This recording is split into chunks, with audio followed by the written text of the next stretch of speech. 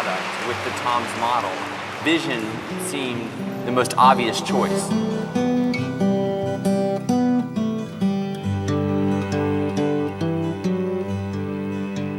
There are 165 million people in the world who have visual impairment. 1% of the population is blind.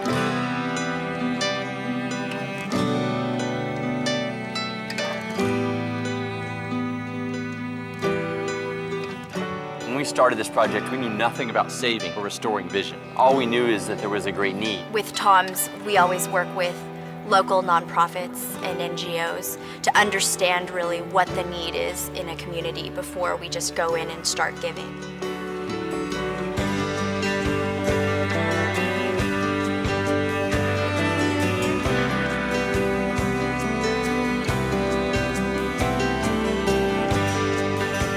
There is no reason for people to be unnecessarily blind. Majority of blinding conditions in the developing countries are either preventable or curable, like 80%. I think what's really important to understand is just how powerful it is to help give sight to someone in need. With Tom's Eyewear, we are able to give someone the opportunity to wear a pair of shades knowing that there's a much greater purpose.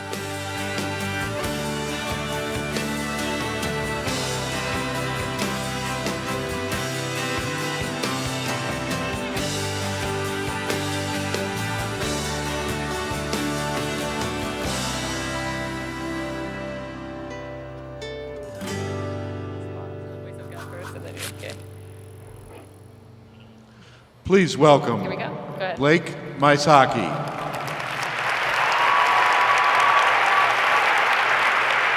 Thank you. Wow, this is a lot of women in one room. Okay, so 7 years ago, I was doing something completely different with my life. I was running an online driver's education company. Now I know that's a little bit of an oxymoron, but I actually convinced the state of California that we could teach teenagers to drive online as well as in the classroom. That was the good news. The bad news is once we got this approved, all these other software competitors started competing with my company to launch our program. And I found myself working 60, 70, 80-hour weeks. And by the time we finally launched, I was exhausted. So I decided to take some time off, and actually a full month, to unplug and recharge. I decided to go down to Argentina. Now, there's a little bit of a backstory of why I chose Argentina. About 3 years before that, my sister and I had been on this reality TV show called The Amazing Race. How many people have seen that show? Raise your hand. Wow, okay, lots of people. How many people saw it when I was on it 11 years ago? A couple. So if you didn't, so basically it's a scavenger hunt around the world. You have a partner, my partner is my sister, and the winners get $1 million. And after racing around the world for 31 days with my sister Paige, we unfortunately lost the $1 million by 4 minutes. 31 days and 4 minutes. And the worst part about it was my fault. And you are especially going to appreciate this. I lived out the greatest cliche in the world for men, and that is, I refuse to stop and ask for directions. And because of that, it's funny, my sister, about a month after the show, after we lost $1 million, she sent me a text message. And it was this random string of numbers, so I said, what's that? And I thought it was weird, so I was going to call her, and I thought, oh no, maybe she pocket dialed me with her phone.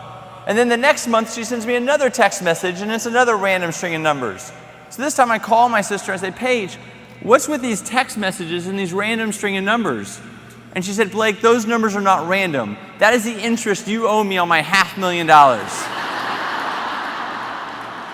I always ask for directions now. So I digress. So Argentina. So I went to Argentina because we'd been there on The Amazing Race.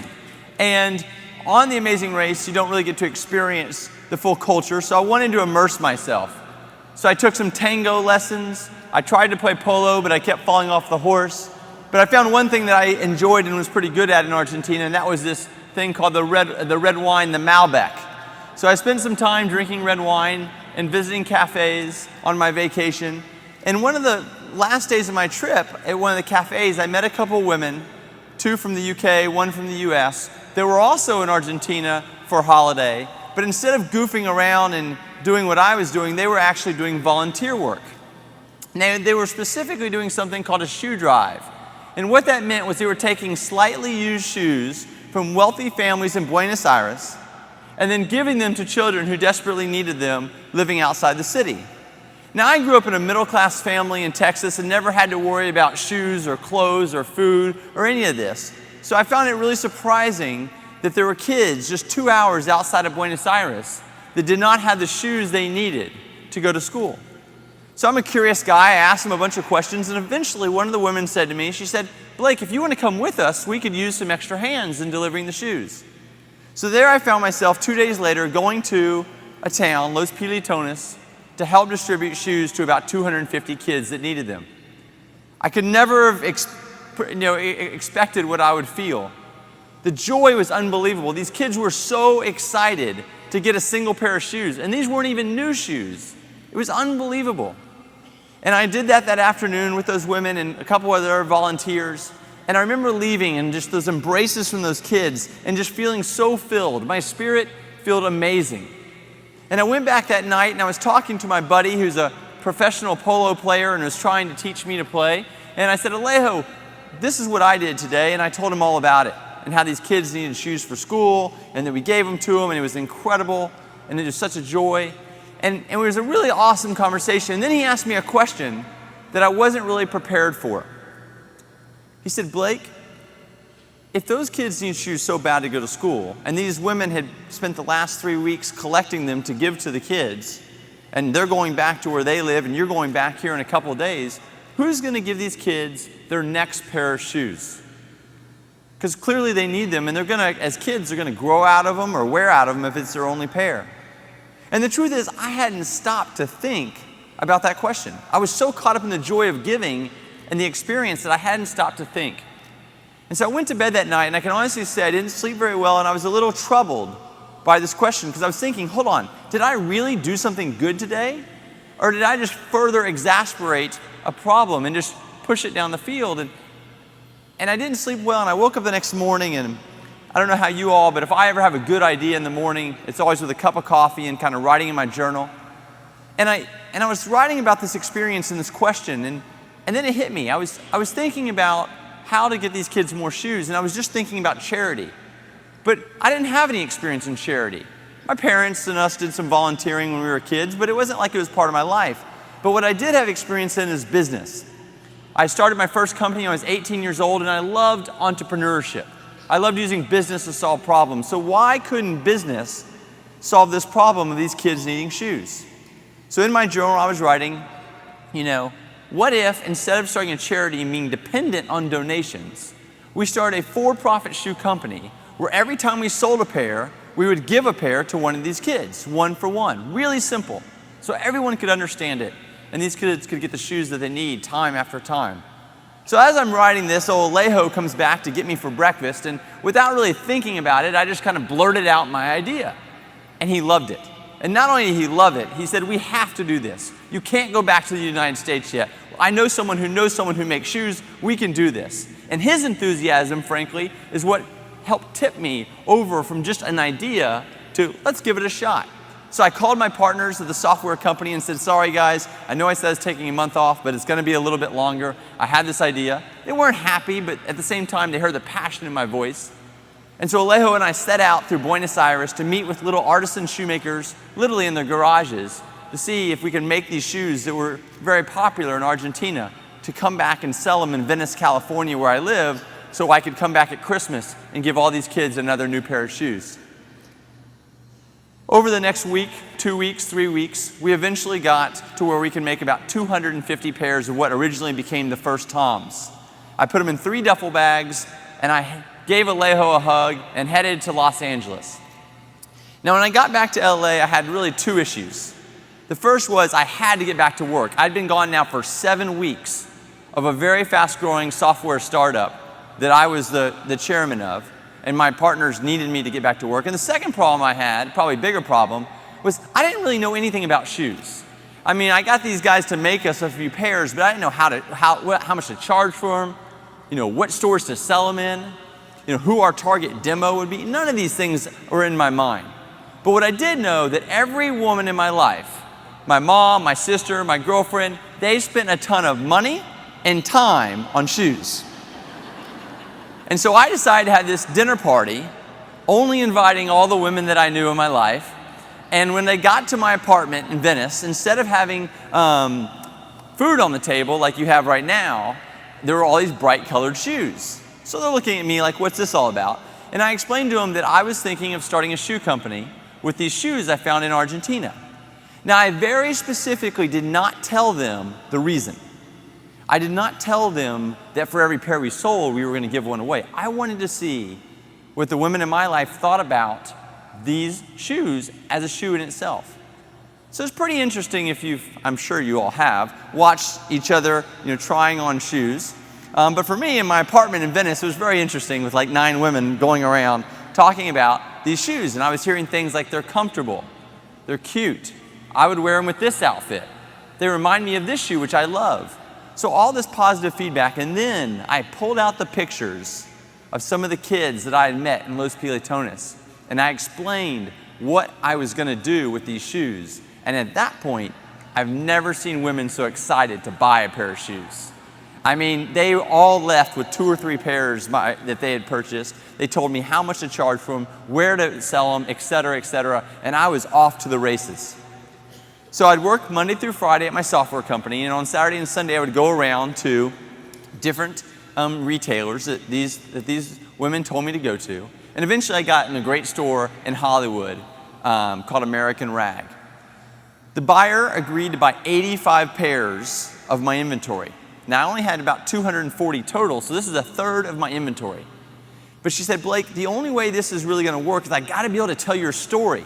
Your story is what is so interesting. I mean, the shoe is cool and it's great, but it's the story. So how are we going to do that?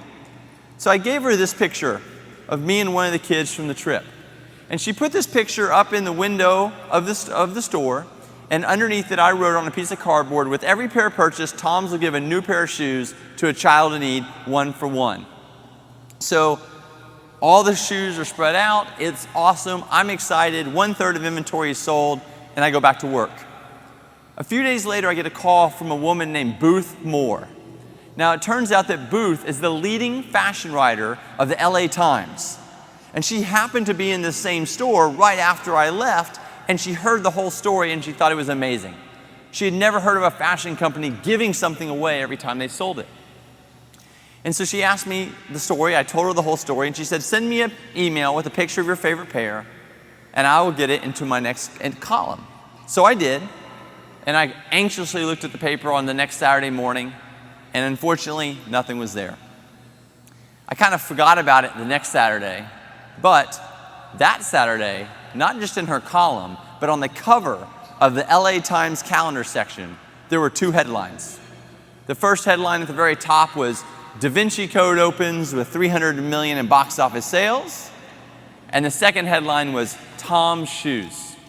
Now get this. We sold 2,200 pairs of Toms on our website, on toms.com, before 2 o'clock that afternoon. But I only had 140 pairs in my apartment. So this is the first of many supply chain problems to come. 2,200 pairs.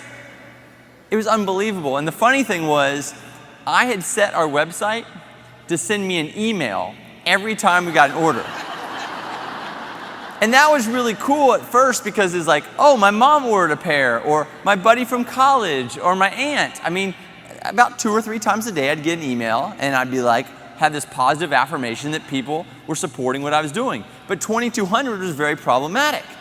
I'll never forget, I turned my BlackBerry on that morning, 10 o'clock, Saturday morning, slept in, probably was out way too late the night before. Turn it on, and it just starts vibrating uncontrollably. And I don't know if you've ever had so many messages coming in that you can't even see the screen because there's so many.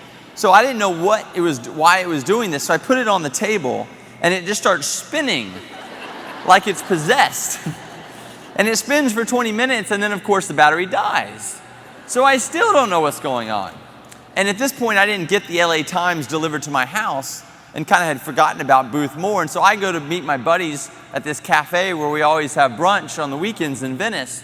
And as I walk in, one of my friends jumps out of the booth and he goes, "Oh my gosh, this is amazing. Can you believe it?"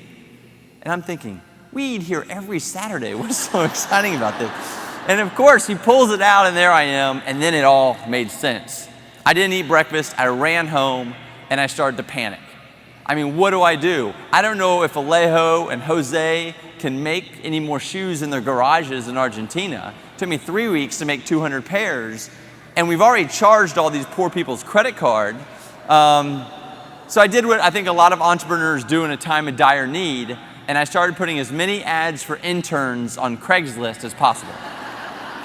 And that worked. I got some interns, and they agreed to call and email everyone, and I headed back to Argentina the next day. I literally went down to Argentina with a duffel bag full of clothes and one very important item, and that was this newspaper to prove that this was really happening. I landed in Buenos Aires. I took a taxi to Jose's house where the factory was in his garage. I walked in and I said, "Muchos zapatos rapido." And they couldn't believe it. But Jose called his uncle and someone called his friend, and before you know it, we had 8 artisan shoemakers all together and creating a little factory. And within a month, we were able to make 900 pairs a week. So we really were able to scale it up. And that was exciting because now I could actually send the shoes to all the people who paid for them a month before because of this article. So now I come back to LA, and this time instead of carrying duffel bags full of shoes, I got big boxes in the underbelly of the American Airlines cargo plane. And I arrive, and now it is July 2006. Now in July 2006, a movie came out called The Devil Wears Prada. Now in this audience, I'm guessing most of you have seen it, but just show me a set of hands. Okay, so you will really appreciate this. So I got back, and it's July 2006, and my girlfriend at the time says, "I want to go see this movie." I said, "Okay, great." And we go and see it, and I'm not kidding, the next week, I get a call from Anna Wintour's office at Vogue magazine. Now, I had just seen what this woman's character did to Anne Hathaway's character. I couldn't imagine what she was going to do to a guy from Texas who knows nothing about fashion. But I knew enough that in Vogue magazine calls, you go. So I got on a plane to New York, and thankfully I did, because then this came out. Now, hopefully everyone can see this slide. I know it's a big room, but I want to point out something that's pretty interesting here. Vogue magazine does something that, I mean, I guess it could be obvious, but what they did here is they made it look like I knew exactly what I was doing. I mean, this does not look like a guy who's selling shoes out of his apartment in Venice and that he has a guy in a garage making them in Argentina.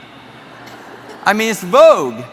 So not only did they make it look like I knew what I was doing, but the entire fashion industry believed I knew what I was doing. So all of a sudden, we started getting calls from Nordstrom's and Macy's and Urban Outfitters and Bloomingdale's and Barney's and stores in London and Paris, and not Paris, Texas, Paris, France.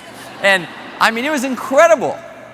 And I'll never forget, about 2 weeks after this article came out, we had this policy, I guess you could call it a policy. We had this kind of agreement in my apartment where we were running the business, where it was just me and a few interns, that whoever was closest to our cordless phone, which was our business line, would answer the phone. And the reason that was the agreement was I don't know if you guys remember when we all had these cordless phones, and if they were off the charger for any amount of time, they would start beeping and it was super annoying. Well, we probably had the worst cordless phone in the history of cordless phones, because if it was off the charger for 90 seconds, it would start beeping. And it was our business line, so it was important. So we said, okay, whoever's closest, the phone has to always stay on the charger. So whoever's closest, you answer the phone. No customer service, anyone can do it. So I happen to be the closest when the phone rings 2 weeks after this article. I pick up the phone. I say, "Hi, this is Blake at Tom's." And there's this guy on the other line. And he's really anxious and a little bit agitated. And he says, yes, I need to order 100 pairs of women's Toms. I need red, I need navy, I need natural. I need them to go out today. Now I'm thinking, holy cow, this is the biggest single order we've ever had. and I have no idea who this is, but this is exciting, right? So I say, excuse me, sir, first off, who are you? Where are you calling from? And this is great. And he said, oh, I'm sorry, I'm under a lot of pressure. My boss, she's putting a lot of pressure on me because I'm supposed to have these shoes on the floor, and it's in Vogue, and this and that. And I'm thinking, okay, I know all that. I'm like, but where are you? He goes, oh, yes, I'm calling from the corporate buying office of Nordstrom's in Seattle. And I'm thinking, okay, I don't know a lot about shoes, but I know if Nordstrom calls, it's a big deal, especially if they're calling you in your apartment. And so I'm like, wow, this is awesome. And I say, but then of course I remember because of Vogue, we had sold out of all of our shoes again. It was just like the LA Times all over again. So I say, sir, I think this is awesome, but I really don't know if I can help you because we're sold out. So maybe in 5 or 6 weeks we can get some more shoes. And he says, no, you don't understand. This is Nordstrom calling, bump someone else's order. And I say, no, sir, I don't think you understand, with all due respect. Like, I would love to send you shoes, and I know who Nordstrom is, but I don't have any at all. I can't bump someone else's order. So at this point, the guy gets pissed off, and he says to me, listen, buddy, if you can't help me, put me in touch with your sales department.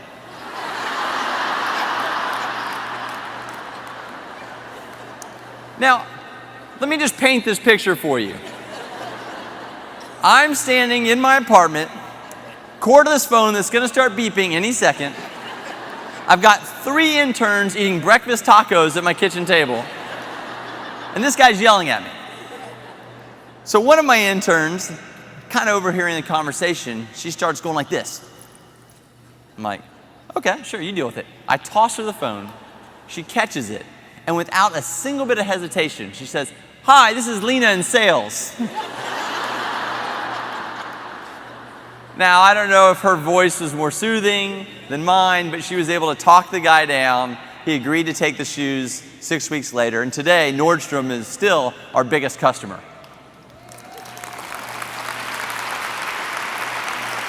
So, 10,000 pairs sold, blew our mind. We sold 10,000 pairs that summer out of my apartment. So we knew it was time to go back to Argentina and to hand place all these shoes on these kids' feet. The thing that we did not know about was how difficult it would be to do this in some orderly way, and we sure didn't know who was going to help. So I went to the people that I knew best, and that was my mom and my dad and my brother and all of our friends.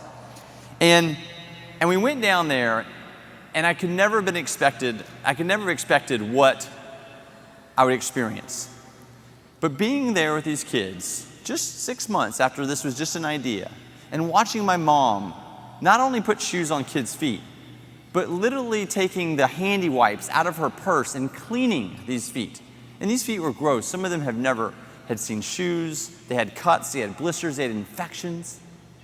And to see her do that the first day and care for those kids' feet as if they were my own or my sister's or my brother's just floored me. And in the first place, I'll never forget, I was just crying and crying and crying. And so much that I scared away all the kids that were with me. But it was so emotional, not just because it was my mom, but because the power of a single idea and what was happening because we acted on that idea. All of us in this room have amazing ideas every day, but think back of the ones that you don't act on, and if you did, what would happen? Before I close, I want to tell you about two more things that happened on that trip. It was the second week of that trip. We had distributed 8,000 pairs of shoes. We only had 2,000 left to go. We were leaving a clinic, and I was about to get in the van, and I had my box of shoes that were left over to go to the next group of kids. And as I'm about to get in the van, this woman comes running around the corner, and she's got 3 boys with her, and she's crying. And these boys all have brand new pairs of Toms on. And she's crying and crying, and she's shouting at me, and I'm saying, I don't understand you. You're speaking Spanish, I understand. So I ask Alejo, I say, Alejo, will you please ask this woman what's wrong? And he asked her, and when he asked her the question, she stopped crying and started smiling when she responded. But Alejo himself started crying. So before he even was able to tell me what she was saying. I knew she was not crying because she was sad, but she was happy. But I wasn't prepared for what Alejo was telling me. And that was this, that those 3 boys were this woman's kids, all 3 her sons. And for the past year, they had been sharing a single pair of shoes. And because of that, her oldest son would go to school on Monday, walk 3 hours to get there and 3 hours back, come back, give the shoes to his middle brother, and he would have to wait until Thursday to get the shoes to go back to school. Now, can you imagine, for those of you who have kids or brothers or sisters, that if the most important thing in these kids' life is their education, because that's what's going to help their alleviation from the poverty situation they're in, and they can only go to school every 3rd day because they didn't have a pair of shoes? When that woman told me that story, I vowed to commit my entire life and all my resources to building Toms. It just blew me away. I came back, I sold my software company. Thank you.